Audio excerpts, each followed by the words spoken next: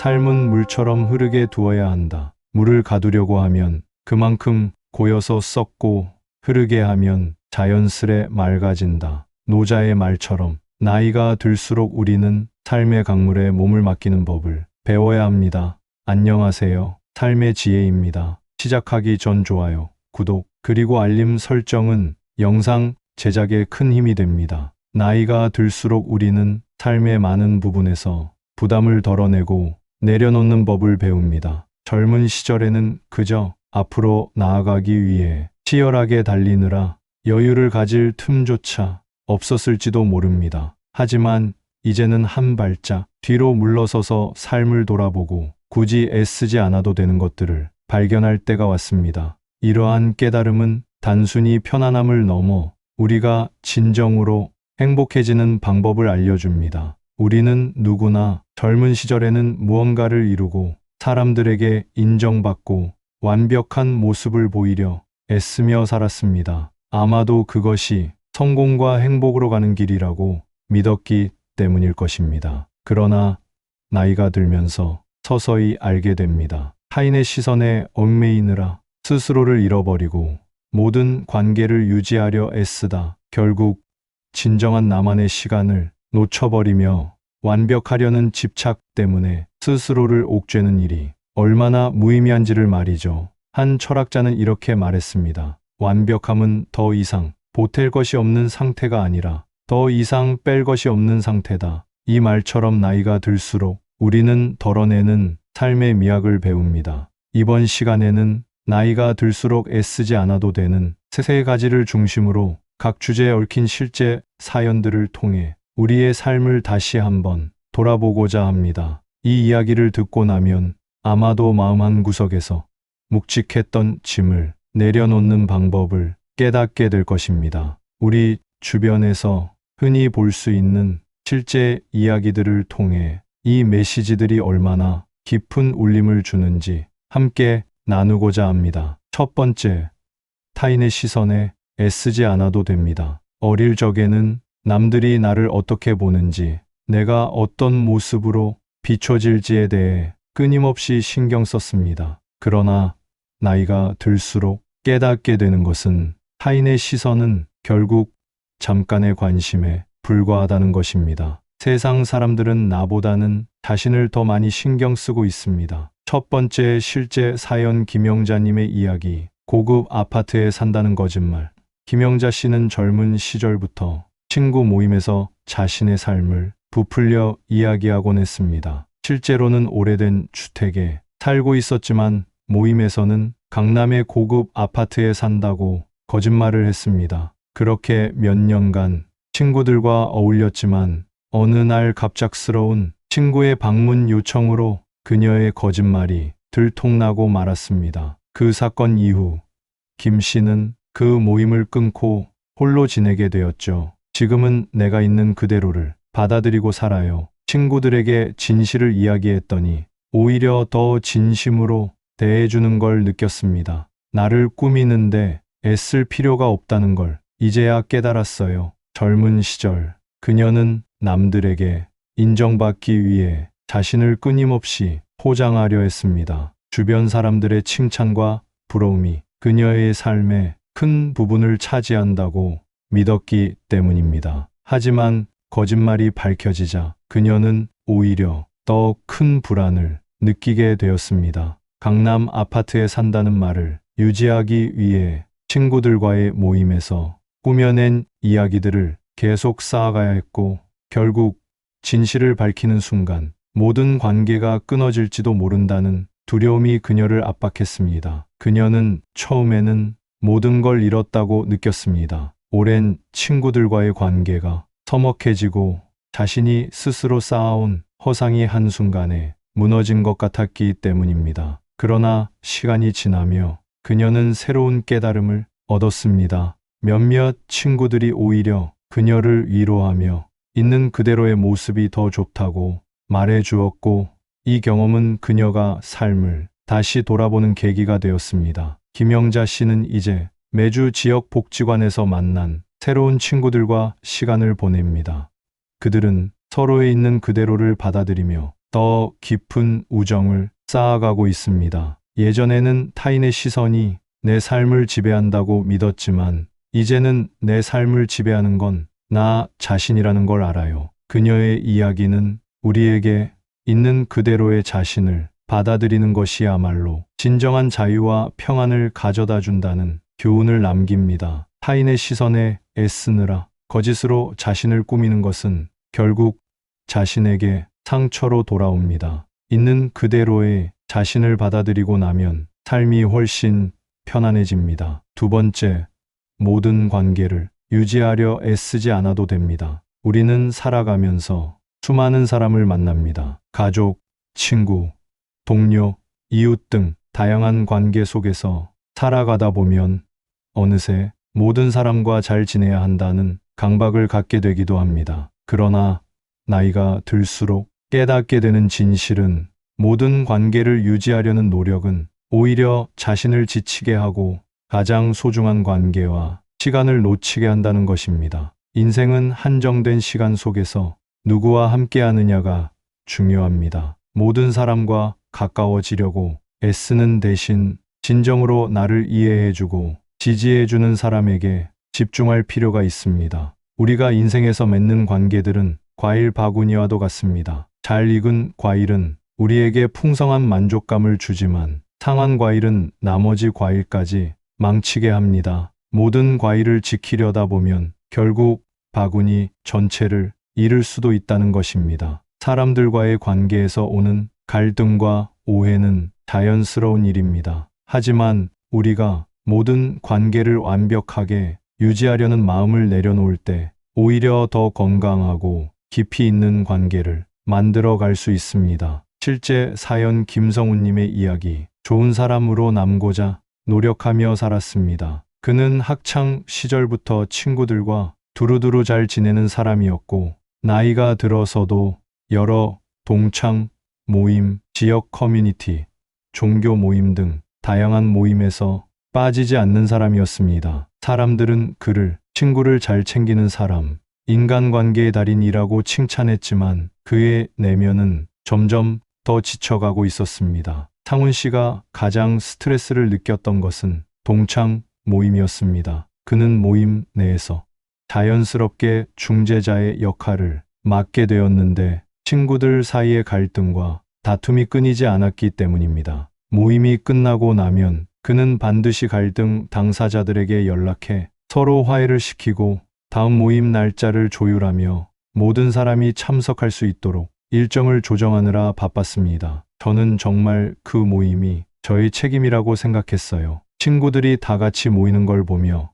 뿌듯하기도 했지만 그 뒤에서 제가 감당해야 할 스트레스가 너무 컸어요. 제가 없으면 그 모임은 깨질 것 같았거든요. 그러던 어느 날 상훈 씨는 모임 자리에서 큰 결심을 하게 되었습니다. 그날도 어김없이 사소한 문제로 친구들 간의 다툼이 벌어졌고 그는 늘 하던 대로 중재에 나섰습니다. 하지만 아무리 설득해도 양쪽의 감정은 좀처럼 풀리지 않았습니다. 결국 그는 자신이 이 모임에서 감당해야 할 짐이 너무 크다는 것을 깨닫고 자리에서 일어나 이렇게 선언했습니다. 미안하지만 나는 더 이상 이 모임에 나오지 않을 거야. 나도 이제 나를 위한 시간을 가져야겠어. 그는 그날 이후 동창 모임에 나가지 않았습니다. 처음에는 모임 친구들의 항의와 비난이 이어졌습니다. 몇몇 친구들은 너 때문에 모임이 유지됐던 건데